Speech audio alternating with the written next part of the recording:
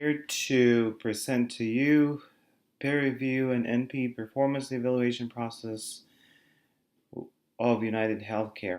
Well, I'm going to start with what is really peer review and some folks and how this words um, being defined.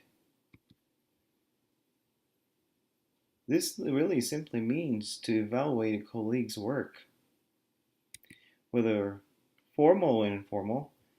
Peer review were experienced by all walks of life. Even the kids have done it in school. Let's watch the kids' way of reviewing their peers. Size for students of all grades. However, some people don't know how to do a quality peer review. You have two ands in your paper. That's too many ands. You call that a period? There's a little line at the bottom. It looks like a comma. Ooh, half a centimeter of your title is not underlined. Oh my gosh, you put such a big space between that word and that comma. If you don't care about the process, it ruins everything. You spelled cat wrong. It's C-A-T, not K-A-T. Yeah, sure. I would rate your topic sentence a 3. Yeah, whatever. I would grade your paper D+. Cool. Some peer reviewers give suggestions that do no good because they aren't specific enough. You spelled some words wrong, plus I think you're missing a few capitals. Where are they? On the paper. Where on the paper? Kind of everywhere. All over the paper. Have you ever worked with someone who insists on you taking her advice? Fox is spelled F-O-A-X, not F-O-X. Let me go get a dictionary.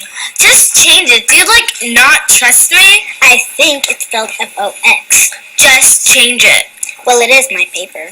Listen, that's why my mom spells it, so if you don't change it, you're going to be insulting me and my mom. So is that what you wanted to do and hear with APN review? I don't think so.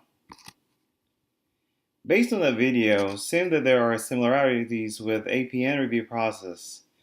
One of which is that the kids are of a similar grade level. American Nurses Association, ANA, proposes that nurses with similar rank and clinical expertise should conduct those peer review evaluations. So what's the definition of peer review for nurses then? The literature frequently refers to the ANA's definition as cited in its 1988 publication, Peer Review Guidelines. This definition is the process by which professionals from common practice areas systematically assess, monitor, make judgments, and provide feedback to peers by comparing actual practice to established standards. So, in United Healthcare, I actually incorporated the NP performance evaluation process too because they kind of like considered going hand in hand. And their model that they use is novice to expert model. This model has a clinical context of about 5 levels from novice to expert. And actually, I'm thinking of like changing the name of my little girl now to Patricia because it seems that this name is associated with brilliance. This model has been introduced by Dr. Patricia Benner, and she believes that expert nurses develop skills and understanding of patient care over time through a sound educational base, as well as a multitude of experiences. And there's Dr. Patricia Benner. Timelines, these are the things that they're doing right now.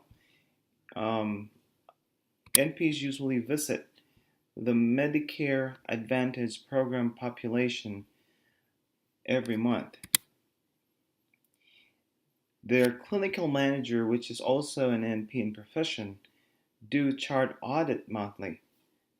And that clinical manager is looking on the cost-effective utilization of benefits and services. They're looking on the documentation, and they're looking on the NP's adherence to the business model. They also will have actually a one-on-one monthly with the clinical managers. And that clinical manager also needs to do this performance evaluation process from December to Feb. And on a yearly basis, they also do what they call vital signs survey, which is an anonymous in nature, and they ask the NPs about their feedback with the company. The clinical managers also gather feedbacks from the MDs and the facilities where the NPs work with. So let's dig deep into the performance evaluation process and what are they looking at when they go through it. The first one is all about financial. The money matters. They are being monitored of utilizing the metrics, their documentation accuracy, and making sure that they develop and implement interventions that ensures that they are getting the targets that was set for them. Another thing that they're looking at is the Arizona long-term care customer-provider relations. They're also being looked at making sure that they establish and maintained effective collaborative partnership with internal and external providers. They're also being looked at on their Arizona long-term care fundamental execution of clinical models. Execution oversight of clinical model service delivery, including quality initiatives with necessary documentation, including frequency and content as measured by specific scorecards. Another area that they're looking at is the people itself, the NPs itself, their certifications, their licensures, making sure that those are current, and to ensure the clinical proficiencies are up to date for the delivery of optimal care. Participates also, make sure that NPs also participates and supports activities which promotes the professional image of the organization, including volunteer and recruitment activities. So by conclusion, actually this group, United Healthcare, really don't have or does not have peer-to-peer review with APNs. There is actually also an MD and facility feedback gathering that was embedded in the NP performance evaluation and monthly one-on-one with the clinical managers. Some folks mistakenly look at this as a peer review, but based on the ANA definition, this is actually not. Again, the ANA proposes that nurses with similar rank and clinical expertise should conduct these evaluations. Some local jurisdictions may also mandate that advanced practice nurses review one another's care, not the doctors, not the facilities. So, these are my recommendations.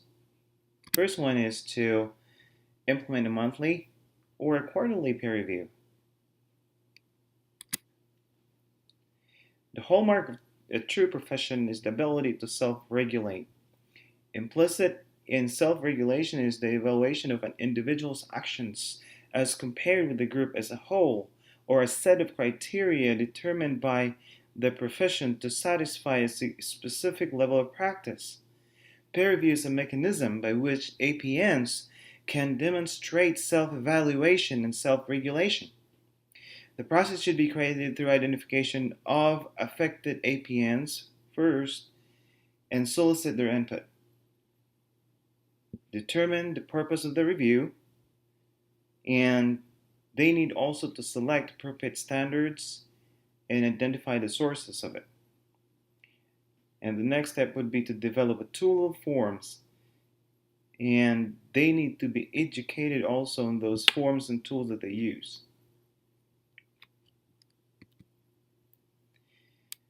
The next recommendation is to discuss the peer review tool or the form that they formulated or if there's already a form available that they're going to use, they need to inform all the APNs and NPs on how it works and what's inside that form. APNs should become familiar with sources of evaluation criteria and tool formats for APN peer review. The advantages and limitations of the various formats and processes of peer review should also be considered. Another recommendation is to incorporate PI or practice improvement. They can do that by implementing PI projects through the AANP model called PDSA, and that is plan, do, study, and act. Example of the PI project is this one: increasing the percentage of patients with DM or diabetes mellitus for whom A1C documented twice a year by 20% within a year. Another PI project example is to increase percentage of patients with chronic cough with documented screening spirometry by 30% within 3 months. Another recommendation is to incorporate motivational interviewing skills review. But I am anticipating on this doing the review only to those NPs who undergone a motivational interviewing skill training first. So they need to do the training first, then they're going to do a review. The motivational interview is defined as a client-centered directive method for enhancing intrinsic motivation to change by exploring and resolving ambivalence. Just in case for those who don't know about this, that's all about motivational interview. And this interviewing concept focuses on exploring and resolving ambivalence and centers on motivational processes within an individual that facilitates change. Sometimes it is just so hard for us to just, give instructions to the patients or the members and just let them go. As soon as they go out of the office, you don't have control with them, whether they're going to take the medications or not, or whether they're going to let their kids take the medications or not, or whether they will refill those prescriptions or not. We don't have any controls of those people when they go out. So it is very important to hone those motivational interviewing skills, because the skillful MI practitioner is attuned to client ambivalence and readiness for change, and thoughtfully utilizes techniques and strategies that are responsive to client. And they need to, during the review process, they need to look into 3 things. Number 1 is the conversation about change during, the counseling or the therapy or the consultation.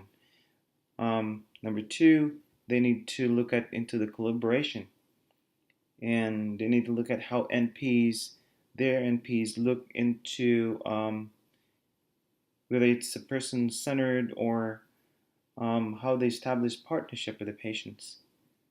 And number 3 is the evocative part, which seeks to call forth the person's own motivation and commitment.